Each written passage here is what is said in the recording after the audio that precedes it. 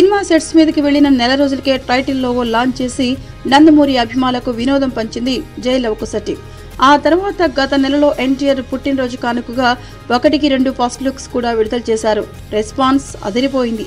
ఇక అప్పటి నుంచి జై లవకుశ టీజర్ కోసం ఉత్కంఠగా ఎదురు చూస్తున్నారు తారక్ ఫ్యాన్స్. రంజాన్ కానుకగా ఈ చిత్రం టీజర్ వస్తుందంటూ కొన్ని రోజుల కిందట గట్టి ప్రచారం జరిగింది.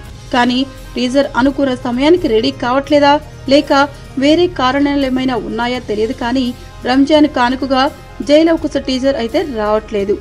అయితే అభిమానులు నిరాశ చెందకుండా జై లవకుశ టీజర్ ఎప్పుడొస్తుందన్నది అధికారికంగా ప్రకటించి కొంచెం ఉపశమనమిచ్చింది ఎన్టీఆర్ సంస్థ.